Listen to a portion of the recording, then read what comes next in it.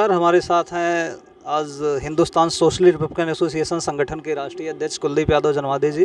कुलदीप यादव जनवादी, आपसे सवाल है लेटरल एंट्री को लेकर के। लेटरल एंट्री पर आप क्या कहना चाहते हैं? देखिए, ये जो फांसीवादी सरकार है केंद्र में, इसने जो है जो गरीब बच्चे जो है हमारे गरीब गुरबा आवाम के जो बच्चे हैं वो मेधा के बल पर जो है प्रतिस्पर्धा में चयनित होकर के वो अपना स्थान बना लेते थे और उनकी मेधा का कत्ल करने के लिए इन्होंने लेटरल एंट्री, जैसे नाम से ही स्पष्ट है, एक पिछला दरवाज़ा बनाया कि बिना जो है प्रतिस्पर्धा के, बिना कंपटीशन के, बिना या कह लीजिए परीक्षा के मापदंडों के, वो जो है पिछले दरवाजे से उनकी एंट्री करा करके उनको जो है वरिष्ठ आईएएस पदों पर, आप गौर करिएगा, जो हमारे अभी तक जो है ब्यूरोक्रेसी आईएएस एग्ज़ाम होता था यूपीएससी के द्वारा, यूपीएससी ने व्यवस्था लागू की थी, उसमें प्री होता है, मेंस होता है, इंटरव्यू होता है, एक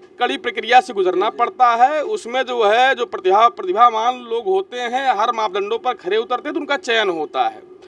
लेकिन वो अधिकारी कहीं न कहीं अपनी योग्यता के बल पर जो है चयनित होते हैं।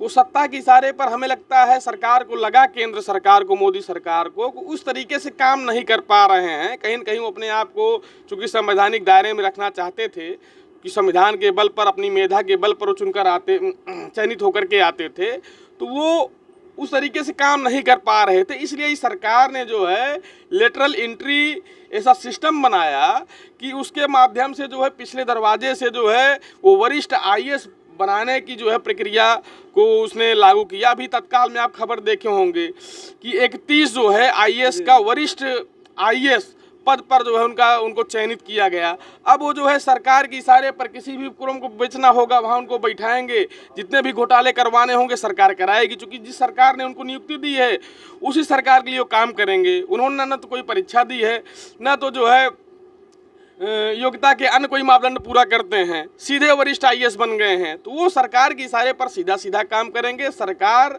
अपना पिट्ठू बना करके ऐसे जो है अयोग्य लोगों से काम करवाना चाहती है। लेटरल एंट्री की वजह से क्या आरक्षण पर हमला माना जा सकता है कि नहीं? बिल्कुल माना जा सकता है। अब आप बताइए, ये 31 पद जो है हमारी मांग है, हिंदुस्तान सोशलिस्ट रिपब्लिकन एसोसिएशन और तमाम सारे सामाजिक न्याय पसंद संगठनों की ये मांग है कि लेटरल एंट्री में जो है आरक्षण को बिल्कुल जो है लागू करना चाहिए, तभी दलित पिछड़े समाज के लोगों को भागीदारी मिलेगी। आप पिछले दरवाजे से 31 पद मान लीजिए कर लिए, उसमें भी हमारे रिजर्व कैटेगरी के लोग आते कि ना आते? जहां परीक्षा नहीं होनी है, पिछले दरवाजे से एंट्री करनी है, वहां अभिजात तबके के लोगों को एंट्री दे रहे हैं। आप सीधे से सीधे जो है दलित पिछड़ों की भागीदारी को खत्म करने का आप काम कर रहे हैं। हमारी मांग है कि लेटरल एंट्री में आरक्षण को लागू करना चाहिए और उसमें इन्होंने प्रावधान कर दिया है, आप उसको पढ़िए, गूगल करिएगा तो उसमें रिजर्वेशन नहीं लागू हो सकता। इसका मतलब जो अभिजात तबका है, ये खास अभिजात तबके की ये सरकार है, उनको जो है पिछले दरवाजे से वरिष्ठ आईएएस बना करके